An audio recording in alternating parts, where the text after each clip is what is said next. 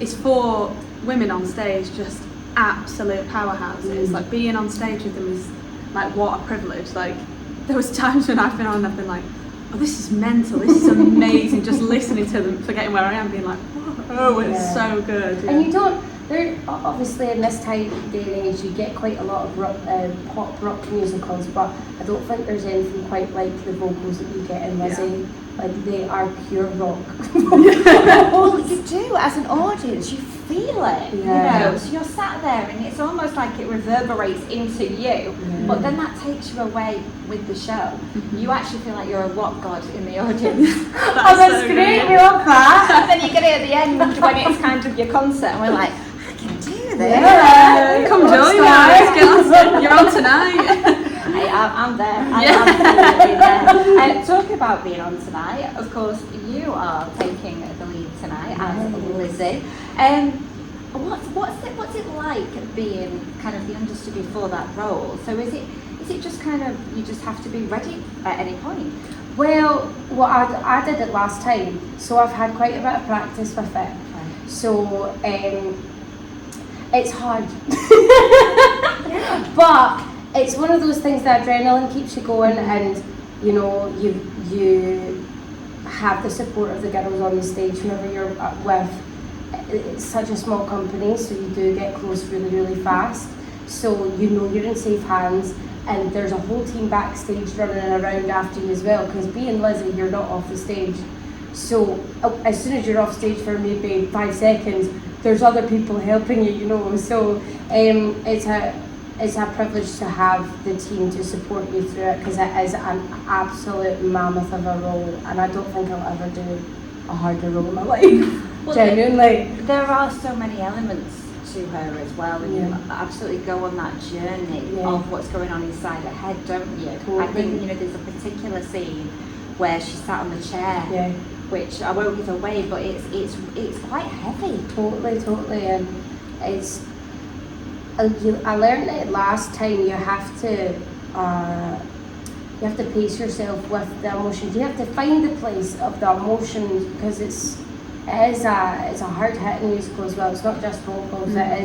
It's a lot about our psyche, and we did a lot of research on that and what we wanted to portray as Lizzie as well, because she's still a likable character, but she's got demons as well. So but it's about pacing yourself, finding it, but pacing yourself, because as soon as you get to that emotional place, your voice goes, and it's finding that balance as well of being able to do the vocals as well as getting to that hiding point where she's, gonna.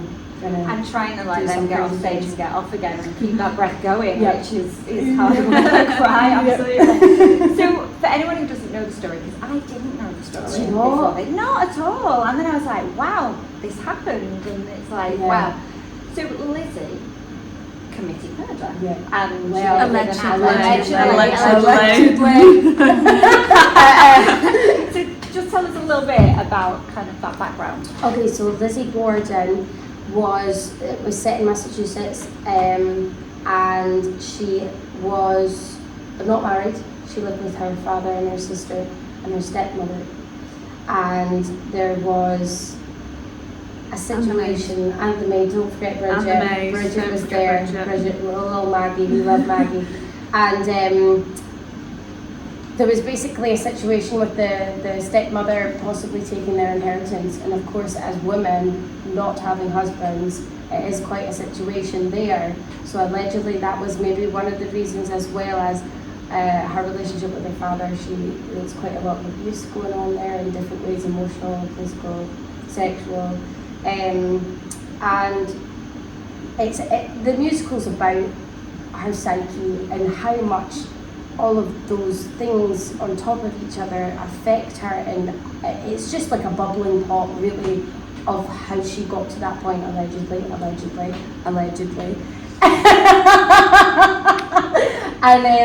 and it's basically the story of if she did do it, and how she got away with it because of the support of her females around her, the relationships she's got, and also it's the conflict of she's done a bad thing, allegedly, but she's still a likeable person, and she's relatable, and people go through things in life, and there's some forgiveness there. So it is conflicting for the audience, I think, and I think that's why it's so like riveting for the audience that people come back all the time. It makes you think. It really does. Yeah. It makes you kind of like delve into there and question things, and then kind of like you say, was she really that bad? And makes her human. And I think that's the biggest bit of it, rather when all these serial killer documentaries, and you're like, whoa, it's so hard to relate to, which is why we love to watch them. But these people are humans. How did they get there? Well, at the minute, Netflix, Monster, which is on there. Yeah, absolutely. Well, let's get back to Lizzie. Because not only are you understanding Lizzie, and you're on tonight, but you've got two roles that you're covering? I mean, she's on this week for both of them. Really? Yeah. Wow. Yeah. Again, it must be a moment though, because that is, what you wanted to do and get the chance. Yeah. It's great.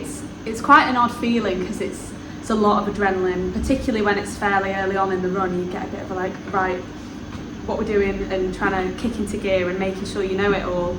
But it's also so much fun. It's like what I love to do, and it's an incredible story to tell. And like Emma said, like the people that you've got on stage with you and backstage just make my job really easy, actually.